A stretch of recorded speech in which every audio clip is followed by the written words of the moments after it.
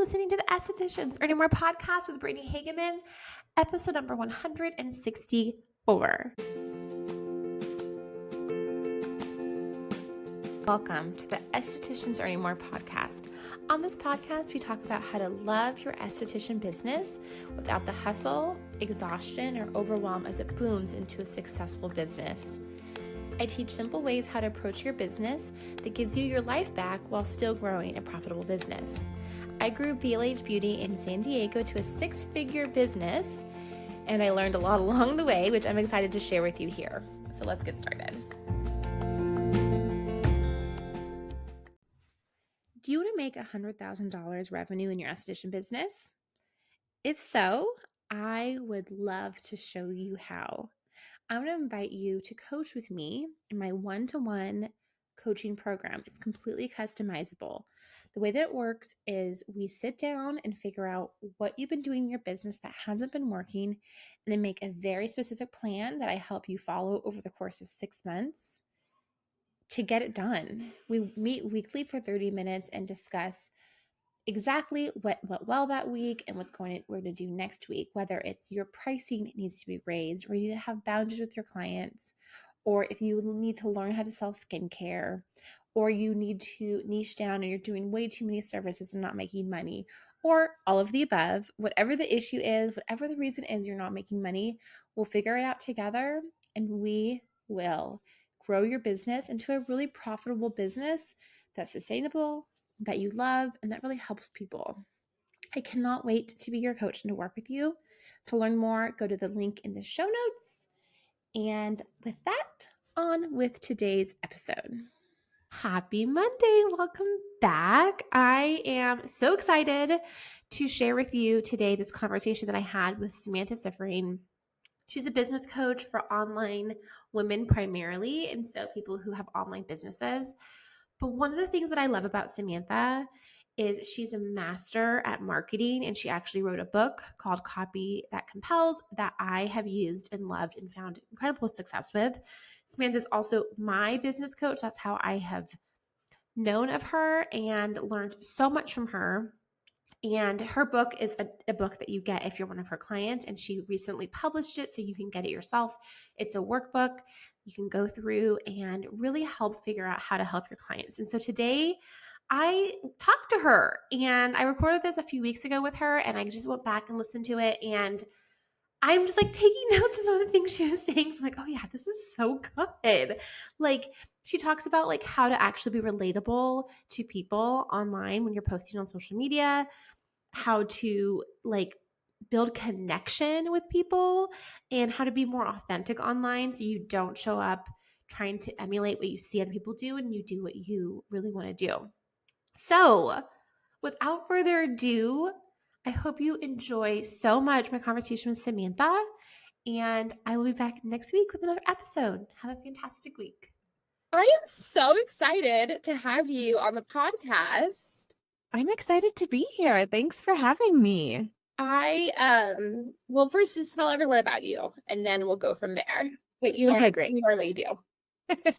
Okay, so I'm Samantha Siffering. I'm a business coach. I work with women, mostly moms, who have small businesses that they operate online. Typically, we work on basically everything. The operations, the marketing, selling, all the things. And you are one of my clients. Yes, I have been for a year now, I think. I think it was like It feels like it's been like years and years, like in a good way. Yeah, I mean, I've been listening to your podcast for years and years. So that's probably why. I know about your life. But yeah, and so I've been working with Samantha for a year, and Samantha specializes in marketing is one of your specialties. I think you have a lot of them, but one of them is specialties. And you wrote a book. Yes. Copy That Compels. Yep. Yeah, so it's called Copy That Compels. Initially, I wrote it, I think, in 2021 just for clients, and it was like a bonus thing and like in an offer that I had. And then this year I decided to publish it more widely. So I did that in February. I made some edits. It was pretty like the way that you talk to your clients and the way that you talk to the wider world is it's just a little different. So I did some edits, put it out there on Amazon. It's available to purchase in ebook and in like a workbook format, which is what I recommend. I don't know if you save the video from this recording, I love. but like it's like big size I haven't so seen that it you in can person. like fill in the blanks. Oh, it's Yeah. so good. I actually, well, I have the books. I'm one of your Yeah. clients, but I printed it out on my computer. Mhm. So I Yeah. have it on like, right, so for a workbook as well. And Mhm. it is such a good marketing workbook or workbook and book because it is a workbook. It's not just a book where you're reading it and then you're like, okay, I guess this is helpful. I don't know how to apply it. Mhm. Yeah, I really wanted it to be very practical, and I think that goes back to it being something that I initially created for clients. I think a lot of people initially create their book as a marketing tool, and so I don't know if you have noticed this when you're reading nonfiction, especially like business, personal development. It's like they tell a lot of stories to get the point across. It's like, okay, I always think this book could be a podcast episode. And like, I want to listen to a podcast episode. I don't want to read the full book. But I promise my book is not that way. It's pretty short. It's a bunch of like action steps and then ways to apply it right away. Yeah, that is such a great point because it's not a marketing tool. It's not like, hey, come work with me. It's like this is the work. Hmm. This is Yeah. the work. Like this is Yeah. the work that you do if you work with you, essentially. Hmm. Yeah. What are you think the things that most estheticians struggle with marketing that maybe your book could help them with that? Yeah. I don't this is not like specific to estheticians. It's obviously your expertise and not mine, but I think that one of the things that I notice for most people with marketing that's difficult, and I imagine probably applies here too, is it's so easy to create your content and marketing from your own perspective and not the perspective of the person you're talking to. And so much of that book is really about getting you into the head of your ideal client Mhm. and like how to actually get your mind in that place and then like how to look through what comes up for you then to create really compelling content that is really targeted towards them. Mhm. And I think, if you are at all pay attention to any of the people in the marketing world, the ideal client is discussed a lot, right? People talk Mhm. about this ideal client and what they should look like and what they like and their clothes that they wear. And I think that can be important, but I think the way that you teach it in this book is from a completely different perspective. Mhm. Yeah, I used to like really be bothered by ideal client exercises. I have calmed down about it now. It's like if you're gonna do that and it's helpful for you, that's fine. It's not helpful for me to know their grocery store and like what shoes they wear and what car they drive. Like I just don't really care about those things. Like shop where you want, drive Yeah. what you want. But I do think it's important that you're understanding the inside of your client and like externally, what are the situations that they're in that are relevant Mhm. to how you help them. Like one of the things that I talk about fairly often or have recently, like I've put some like memes out on my Instagram recently that were specifically about working at home when you also have kids at home in the summer. And I just know like I have the doors on my office are like French doors. So they have windows, like the whole thing is a window. And so I will have children sometimes, just mostly my 10-year-old, like looking in, and I can just like hear the breathing. So I always like talk about that type of thing in my content because my clients face that too. And the other day I was on a call with a client and she didn't notice, but I noticed that one of her children was in the background watching us. And I was like, we have a visitor. And she was like, wow, your marketing like really nails your ideal client. So like those are the types of things, right? Like it's Mhm. not like, oh, you're wearing these shoes. It's like, no, your child is standing at the door or standing behind you while you're working and heavily breathing. And it's a little creepy.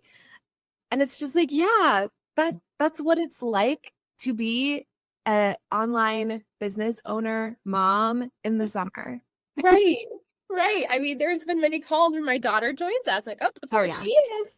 Here Yes. she is. And she sits in the lap and she wants to talk to you. And she's like, where's the, and, Hmm. but that, yeah, since you understand that, that is that, like, people talk about it. And I know I've talked about it on this podcast, but like the know, like, and trust that people love to say to help people understand marketing, but that makes people feel like them, what they're going through Yes. versus like, you know, it can be important so they understand what services you do, but that's not why they're booking with you. They're booking with you because there's a relationship and there's connection there. Hmm. 900. Yeah. Yeah. So like, the esthetician would want to think about what is the experience of the person who's struggling with their skin? Yeah. Like they're waking up in the morning, like, are they afraid to look in the mirror? Mm-hmm. Are they like at night? Do they not want to take their makeup off before they get in bed with their partner? Like, do they, like Yeah. what are those things? And like, what are the reasons why they do the things they do? Like, that's the kind of stuff that you really want to dig into and create content for. Yeah. And that's what the workbook will guide you through those things. Yeah. Yep. Like, yeah, how to look at that. Because yeah, a lot of the content, a lot of estheticians do, and that ends up getting reposted a lot is like this ingredient and why it's so beneficial for the skin. And that can be Hmm. helpful here and there, but that doesn't make someone feel like they know you as a person. Yeah. Yeah.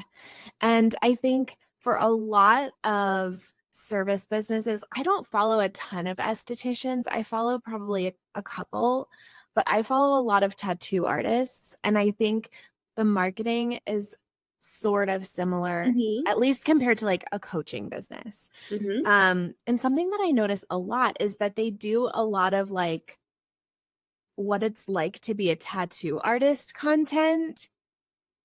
And it's like, okay, sometimes it's funny. Sometimes it's not relatable at all because I'm not a tattoo artist.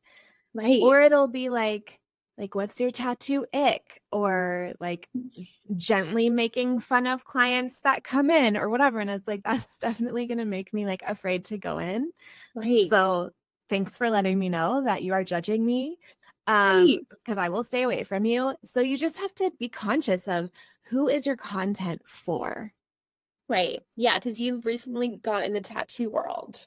Yes. Last year, right? Last year. Yeah. So I got a tattoo like probably 14 or 15 years ago. One, and then did not get another for all of that time until last year. I just like had this mental shift where I had been like thinking like I'm not a tattoo person, but then was like, why? I admire them on other people. Like I had recently like seen several that I was like, "Oh, I like that." Mm-hmm. And I was like, "Man, there's permanent stuff on my body I don't really care for." Stretch marks, moles, scars, like I didn't choose any of that and it's not going away. So it's not like this like, oh, this like perfect blemish free skin that is going to be ruined forever. It's like it already got ruined by things that I don't love. Like why would I not put on something that I like looking at? And like I'm not going to get tired of like flowers, Yeah. Yeah. Yeah. But and so then you instantly you got into the tattoo world Oh and my then you gosh. see this bad content of Yes. people and you probably want to like, yeah, and I think what happens, and I see this so often with estheticians, and I like this is one of the things I work on with my clients when they first start with me and like stop paying attention to other people's content, other estheticians' content, and stop making content for other estheticians because Yes. estheticians will make, a ick comment or a day in the life or something that's really aesthetically pleasing for other estheticians and they get a ton of engagement because people like Mhm. other estheticians love it. Yeah. They're marketing to estheticians all over the country who are never going to buy from them. Mm-hmm. And then they're like, this is so hard. I've worked so hard making this content and no one's signing up to be my client.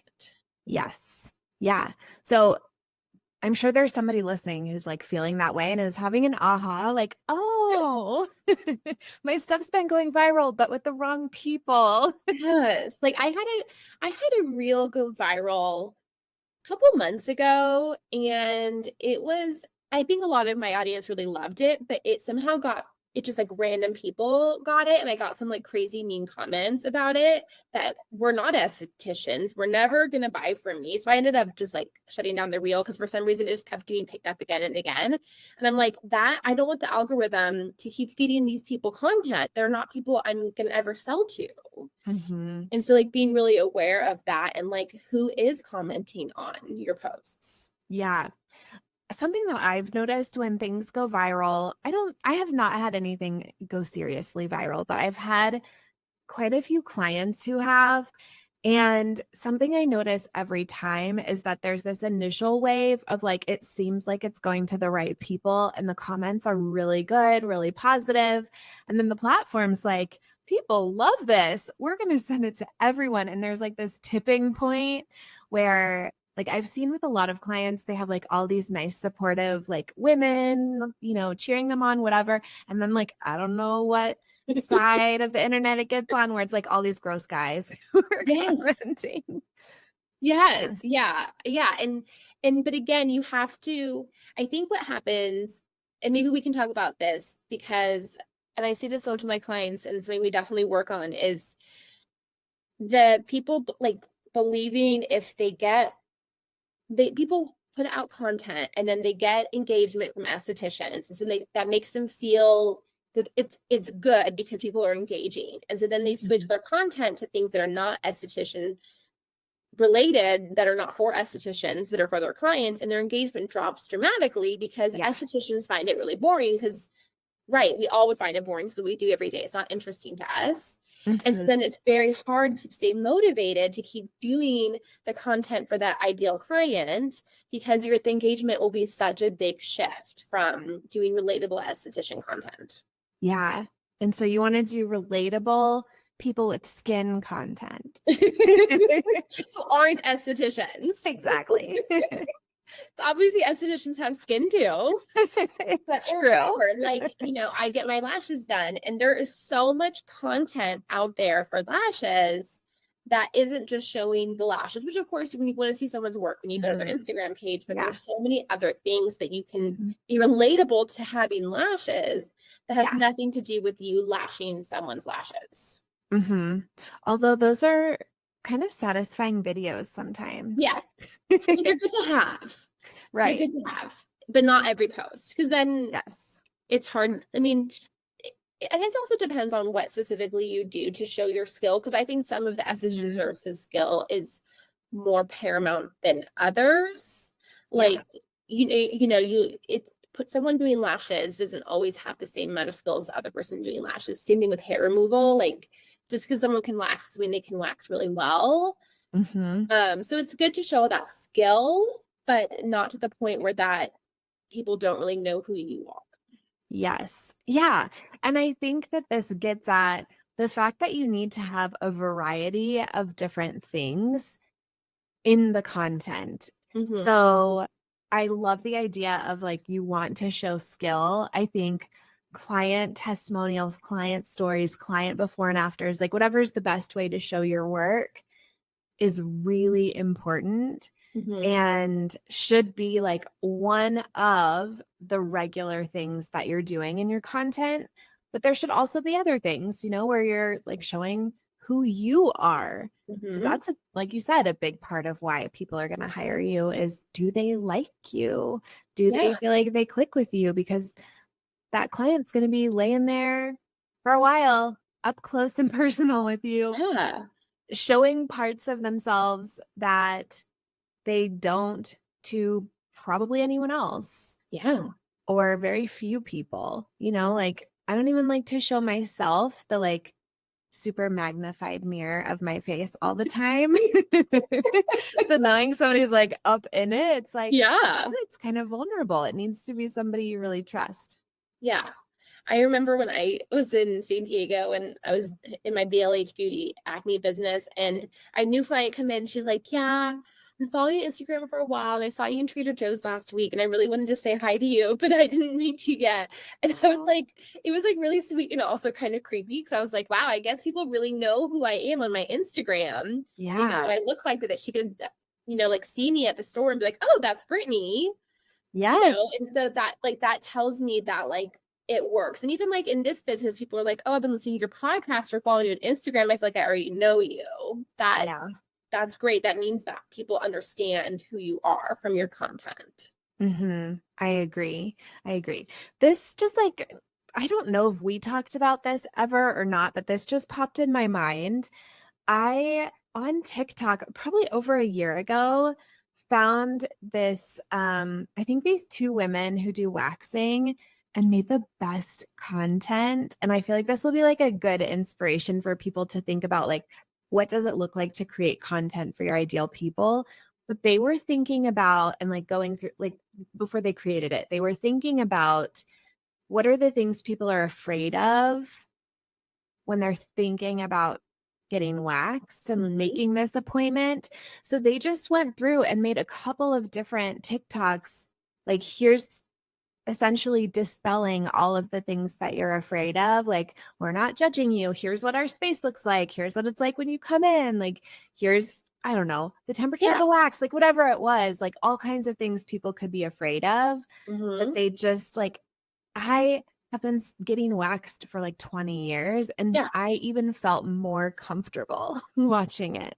Yes. Yes. Because and again, like what you said before, someone looking at your skin, like me looking at your skin, I don't think anything of it. There's like no judgment. It's just like not a thing for me. Mhm. But you don't know that. Like if you were coming Right. in to me, you don't know, to me, I'm not like, "Oh my gosh, her skin." I don't have that judgment about people's skin that maybe other people do, you know. Or that the person's afraid that people do. Right. Right. And really identifying that and making them feel more comfortable in your content before they even come in to Yeah. see you. Yep. Yeah, I and think then that's also important. obviously reiterating it when you're in person with them. But that goes Mhm. back to building that connection with someone online. I think this is where a lot of people struggle with when it comes, especially comes to online marketing, is they don't understand that that's the connection Yeah. part.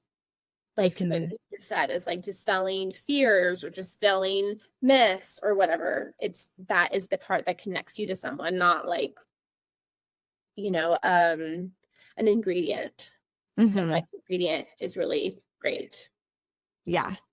Yeah, and like ingredients are interesting. I also like I follow a lot of cosmetic chemists who talk about ingredients, but like they do it in a way that brings you in. You Yes. know, like they're not just like um putting information on the screen. It's like I'm talking to you about this product and like first I'm talking about more interesting stuff about the product, you know, like Yes. why do I like it? How does it work? What does it look like? Like, what's the container look like? What's the substance look like? And now let's talk about what's in it that helps it to be so good and like how specifically those different things make it good. Mhm. That I find fascinating. And I think hopefully this is like helpful also for people to see there's lots of different directions you can take this in Mhm. based on who you are. Mhm. So it doesn't always have to be like a funny skit. It doesn't always have to be a deep dive into ingredients. Like it doesn't have to be any particular type of content if that's not you. Right. So I think people really need to think about who am I? What is my personality? What's the kind of content I would put out where my best friend would be like, "Yep, that's my bestie." It's Mhm. like, "Whoa, she's like really in her professional mode." You know, like what is the non-persona version of you? And that content is going to be so much easier to create because Mhm. it is an extension of you. And then Mhm. it's so much easier to produce a lot of content and produce it consistently. So I am a huge proponent of looking at like, who am I? What makes sense for me? Mhm. And I think you had said on your podcast you volunteer for your sorority from Mhm. college. I think you said like this college girls, they don't want the really curated feeds anymore.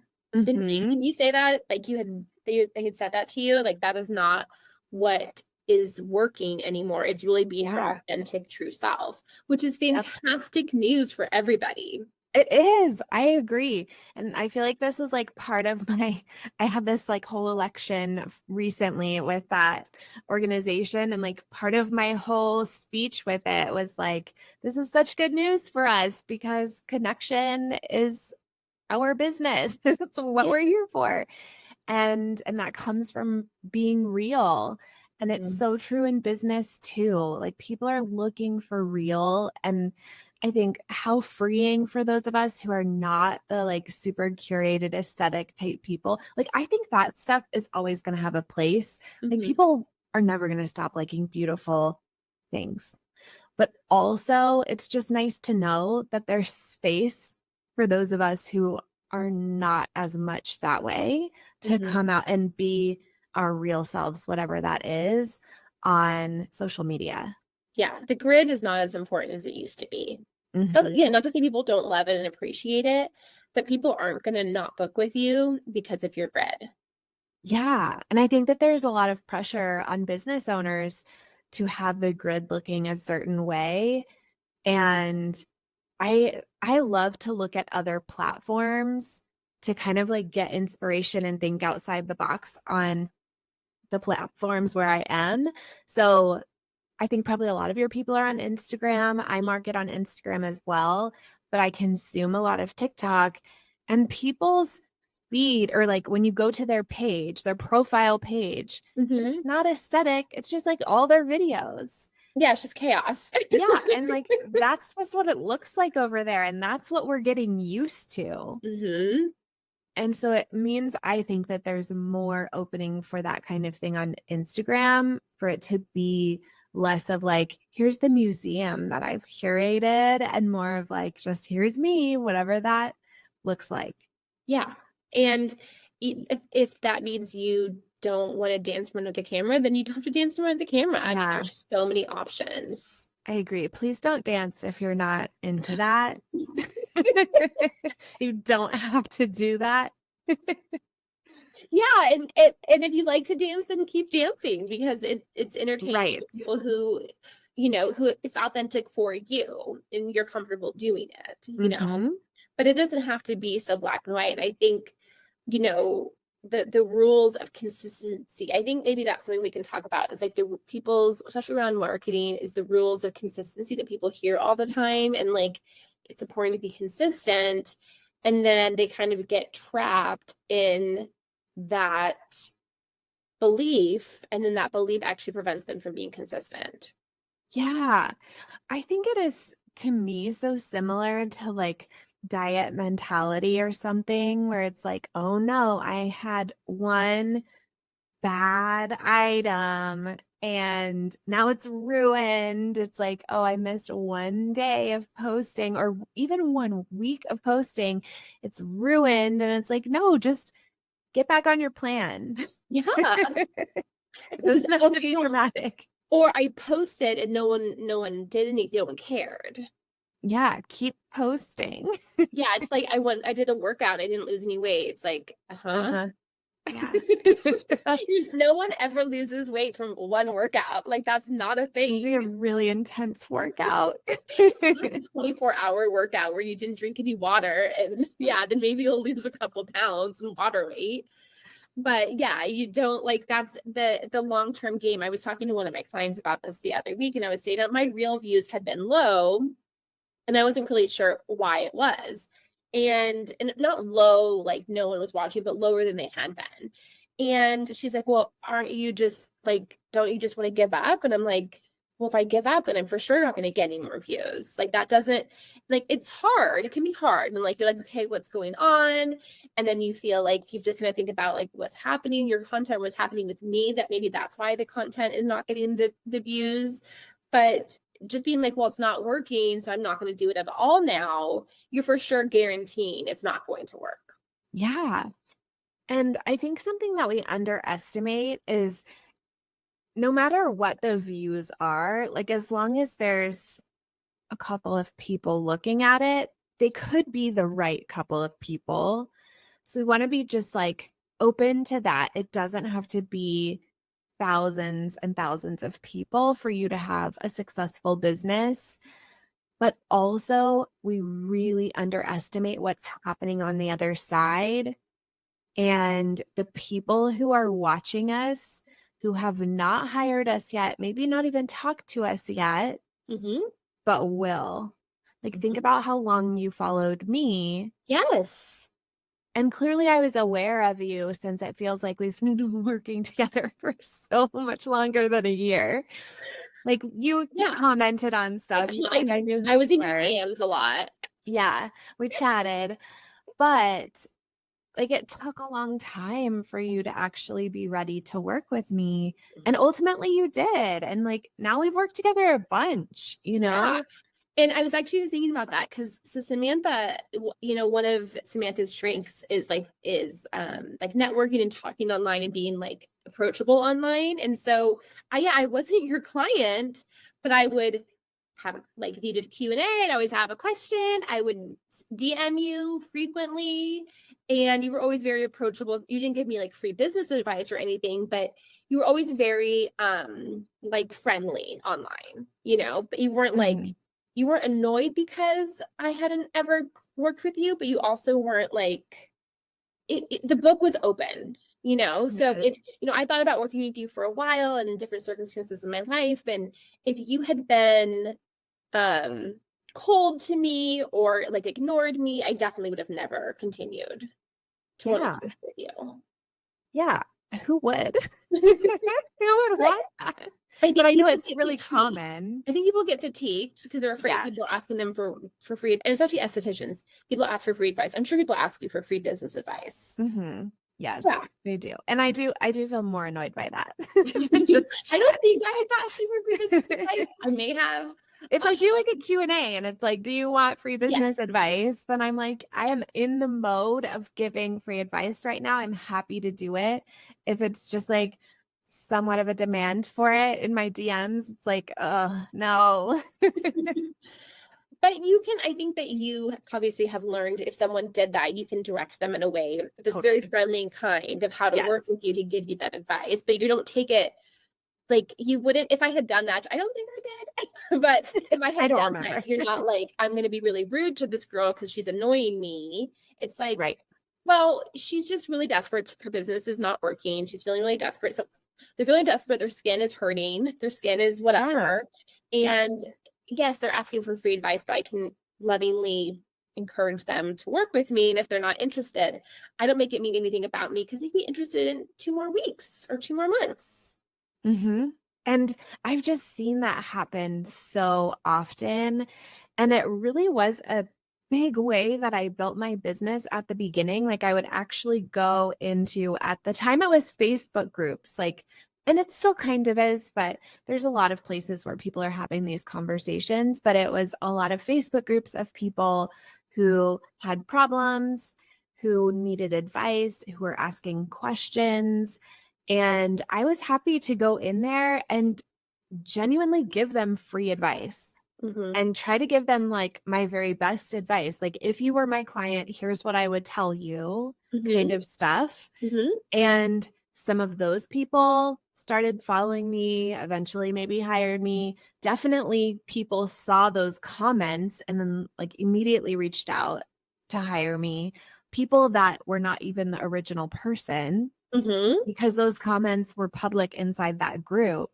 So that was super valuable for me in growing my business to spend the time doing that. And I do think that there's a difference between that and just like having a bunch of people in your DMs, because you get the benefit of like, I'm giving you advice, but also other people are seeing it, and that's getting my name and expertise out there. So it's like a bit of both. It's kind of a win-win. So I like that type of thing a lot. And I think it's probably pretty applicable for estheticians as well.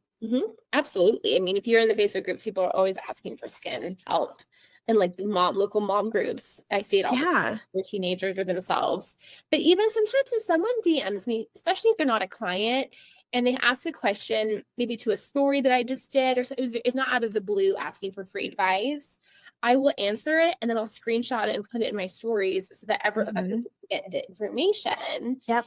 And so you can still help people for free in a way that's not draining for you, that also builds relationship and connection with people so that they like, oh, this is like a great question that's not like that I can help maybe a lot of people with this one piece of advice that isn't Yes. like the same as coming in and getting the facial. Like we all know, like I did acne, and there are so many things that you can do to help with your acne, like change your pillowcases, but you can change your pillowcases every day.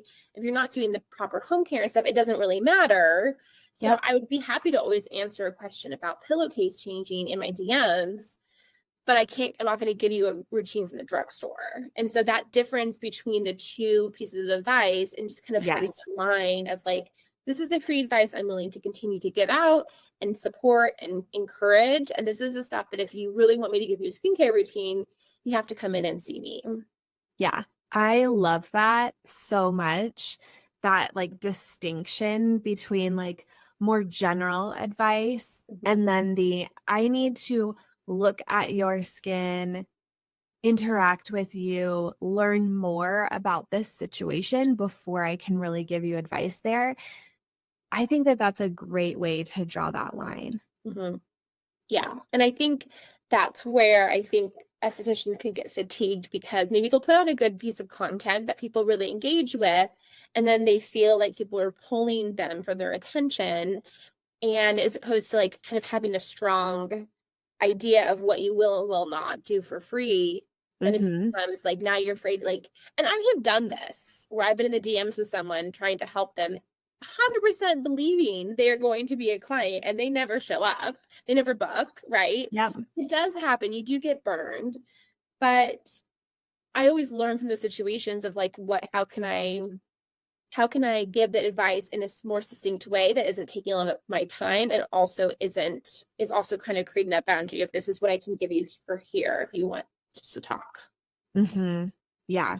Yeah, I think that that's such a good way to look at it, and also, like, you are gonna learn through trial and error, Mhm. and it's gonna be a little different for everybody, but I think most of us learn through doing it the wrong way or doing it the right way and realizing like, "Oh, okay, this is what works." Yeah. Well, I'm curious from you, what do you think are the hardest things marketing-wise for estheticians? I think it's really making their content about their client versus themselves. Getting out of their like estheticians I see consistently like not being able to get out of their own head and think about their own business. Mhm. The content to them means maybe a booking, and maybe a booking means money. So when they go to post, so there's so much writing on that post. Yeah. The pressure is so high, it's so precious that if it doesn't perform, then it's like it does not going to work, it's never going to work, and they give up. Yes. Okay, I have an analogy for this that it really works for me, and I'm curious what you think about it. It feels like it's slightly out there, but I love an analogy and a metaphor. Everyone on the podcast knows that. I always love like talking about metaphors. perfect. Okay, so we can think about our content like it's like a slot machine. Okay. Yeah. So like sometimes, okay, for real, most of the time you're gonna like put whatever coin, whatever it is. I don't actually use slot machines, but like I'm familiar with the Yes. concept. So you like put your little coin in there. Yeah. Most of the time, it's not gonna be a winner. No. But the more you do it, the more you think it's gonna work. And the more your brain is like, each time I do that and it doesn't work, I'm getting closer to it actually working. Hmm. And like that is a logical fallacy when it comes to the slot machine. Your probability does not actually change. It's exactly the same every time. However, with your content, people are being warmed up and sold on you and your work with every piece of content. It just might take however many pieces of content for them to actually finally say yes. Mm-hmm. So I love that like slot machine analogy of like, it might be this one. And if it's not this one, like I want to hurry up and do the next one because it might be that one. And like you kind of want to get a rush from if it doesn't work and turn into a booking, you want to hurry into the next piece of content that might be and see if you can find a way to let it propel you forward when you're not getting that result that you want. It's like, all right, I'm going to do more then versus like, well, it's never going to work. It's like, no, you're getting closer. And the more you produce, the closer you get until you hit that point with somebody where they are like, yeah, I'm ready. Yeah. And just because it didn't work when you first posted doesn't mean a week later, 2 weeks later, people Yeah. aren't watching it or looking at the post. Totally. Yeah. People Yeah. comment on old posts all the time.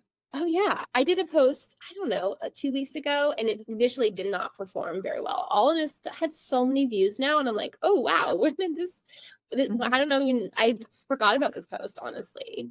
Yeah. Yeah. Sometimes I'll be getting a comment and I'll be like, what is this in reference to? And then it's like, oh, this is an old post.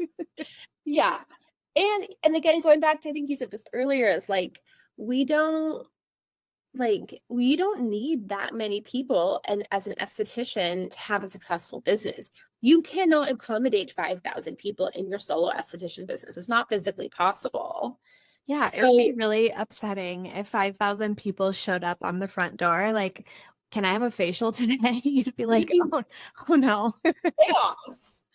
You can't even probably accommodate, most businesses can't even accommodate 10 new people unless you're brand new, but you can't even accommodate 10 new people in your business. Sometimes it's usually just 3 or 4 more people that really makes that change in your business financially. I know that was the case for me as an esthetician, and sometimes I just needed a few more clients to make that extra money. And so if you get 10 people that like it, and 7 of those are clients that you already have, there's a good chance that 3 other people could be potential clients. Maybe not that post, but the more that you do it, the only like, and I like this, something that you teach that I really, really love. It's like, there's only, if you're going to do it, there's only one way it's going to go. And it's going to work eventually. It's better to believe that than it's never going to work. Yeah. And why wouldn't it eventually work? Yeah.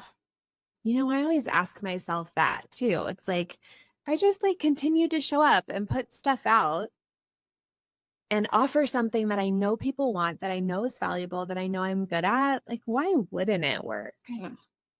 And the answer, because it hasn't worked, doesn't make any sense. No, people always try to get away with this. You have probably done the same. I know I have to. I might have done the same because that's what our brains instantly say because it hasn't worked.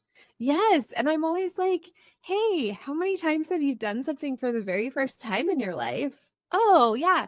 Every single thing at one point you did it for the very first time. Literally, even breathing. Yes. Like my daughter is in swim lessons, and I don't know, Samantha, I was just really hoping that this would be a really easy experience. Like I was just hoping that it would just be so like kind of like ballet lessons have been. It's just fun and joyful, and she just goes and she learns her little ballet recital, and it's very sweet. Not like she refused to get in the water and like screaming for 45 minutes and then like tell me that she has to have individual lessons because she's not at all progressing in the group lessons. Oh no. And the 300, they're like double the price. And then my husband's like, no, I will teach her to swim. And he's like, today we're gonna go swimming. And she's like, I won't go in the pool. Like, but this, she will learn to swim eventually. So if I have the attitude of it's never gonna work and just pull out of swim lessons, no more going in the pool, no more ever swimming, she won't learn to swim. She'll maybe have to learn as an adult if she wanted to. But if I'm like, we're going to figure this out, we're going to keep trying, she will learn how to swim. She will learn how to swim. Yes. I had a child that I was like, will this child ever be fully potty trained where they don't need to pull up at night? Like it's feeling like we're getting into like they're pretty old, Yeah. but they Yeah. do not wear a pull up at night anymore. They did get fully potty trained Yes. eventually. It's like, yeah, this stuff happens eventually, just like Yes. keep working at it. It is definitely not going to work if you're not trying or Yeah. if you're quitting or if you're like not willing to do the things and put forth the honest effort towards it. Yeah, she's not gonna learn to swim if we just talk about it all the time. Right. We talk about Yeah. how she needs to swim, and my husband and I just talk about it all the time to her. Yeah. She's You need to get in the pool. You need to learn to swim. And we're great. standing in the living room in our house talking about it. I mean, we can talk about it with her, trying to get her to say she'll do it, and then she doesn't. But we At least you take her to the pool. pool. Like it's Yeah. time to get in the pool. Mhm. We're gonna try. And everything that she does is even a little bit towards following their instructions. We're taking it as a win. Oh, yeah. So like every post, even if you get 10 likes, I'm taking that as a win. Double digits. What's the other option? Being like, well, it's never gonna, because again, if I had that attitude, then that's true. She would never learn how to swim for sure. Mm-hmm. Yeah. Like I tried to learn how to skate when I was like 9 or 10, and I've always been cautious physically, and I did try, but I never really like I can't skate. And I have no interest in actually learning how to skate because I don't want to fall. So if my parents had been like, you are learning how to skate, we are not quitting until you can do all of this, I would have learned. But they were like, we're not dealing with you. This is the lifelong skill we need. They're like, we don't really care. We don't care if you learn how to skate. You can ride a bike. Our job is done. Yeah. Yeah. You pick your battles, but when it is the business that you want to be building, I feel like that's one of the battles you should select Yes. Yeah. and keep going at it. And I think a lot of times people kind of have this idea like, well, like maybe I am just like not meant to do it or like it's not possible for me or whatever.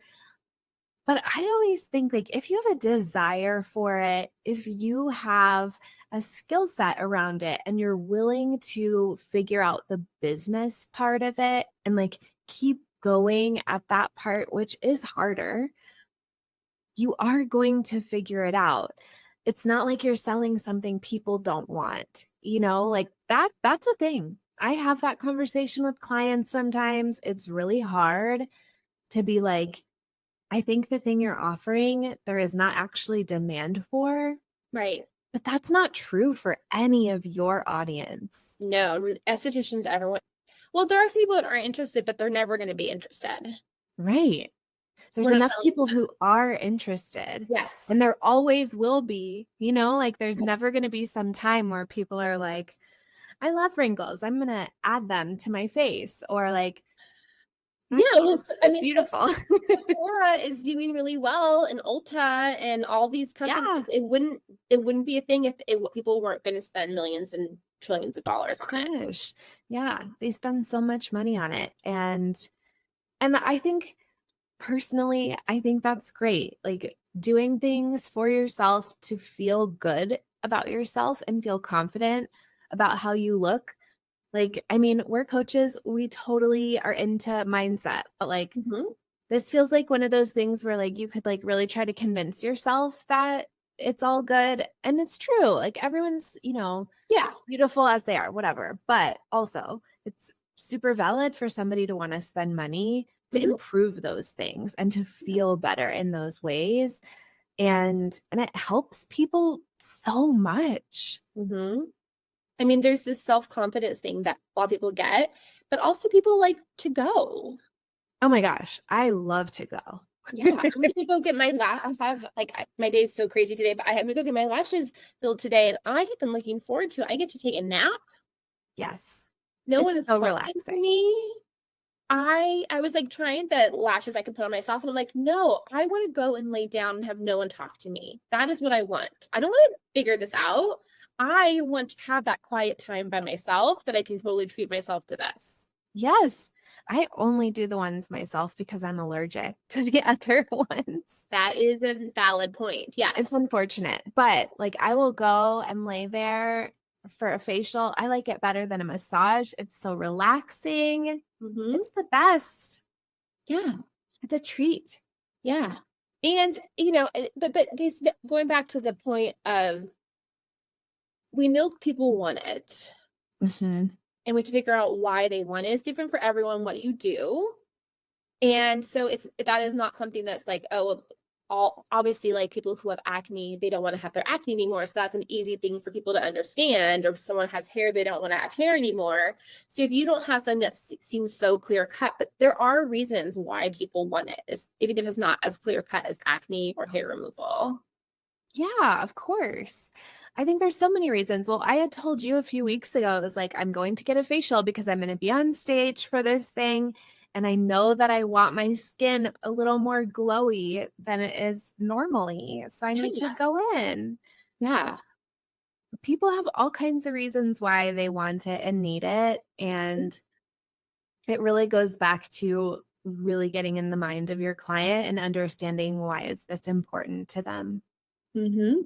Exactly. And once you figure that out, it becomes really easy. Mm-hmm. Becomes really easy because then you take yourself out of the equation. It's not about you and what you need in your business. It's about what they need. And it completely shifts the energy of your post-its. Everything completely shifts. Mm-hmm. Yeah. Yep. Anything else you want to share with us? This has been so much fun.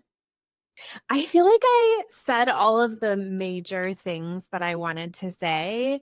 And I feel like the last thing left is just like they should work with you. Oh, Because as your coach, like I see the inner workings of your business. I see the kind of work that you do with your clients. And I think that it's always hard to like fully convey how amazing our own work is.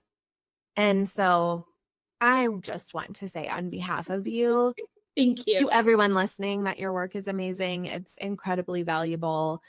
You give so much, you teach so much, your clients get such amazing results that anybody who wants to grow their business is silly if they don't reach out to you. Maybe they're like me and been listening for 2 years. I actually just had a client sign up and she's like, I've been listening to your podcast for 2 years. And like, I know what that feels like. You're getting your paybacks. This is Yeah. like when you have the child that does the naughty things that you did to your parents, and they're just like, we have no sympathy for you. You deserve this. Okay, but I was like the golden child from like baby. Like I never Mhm. cried, I never threw a temper Yeah. tantrum. I was the best teenager. Yeah. I was on the whole, I think, better than my kids, although there's, a few no one's perfect, but Yeah, for sometimes it's like I know I was a better sleeper than this. I think I was because they didn't get me. They're like, you have to deal with it. So I just like that with it. Yeah, I feel like sometimes it's like parenting styles different. Yeah, it's changed a bit since the 80s. Yeah. Well, thank you so much for your time. I so appreciate talking to you here and hearing your advice from my audience. I know that estheticians, they're for sure light bulbs going off, being like, oh, my clients don't have any, like, they cannot relate to what I'm saying at all. So thank you for helping illustrate that. And your book is on Amazon. I'll have a link in the show notes. If anyone wants to buy your book, I highly recommend it. It's a very actionable, easy workbook to get through. You can honestly get through it in a couple of days and really then use what you have in the workbook to start making some more posts and get that confidence up. Well, thank you for having me. This was really fun. Really fun. It felt like we were just chatting. All right. It did. Everyone's along for the ride with us. Hope they enjoyed. I know. I'm like, I hope you guys liked it.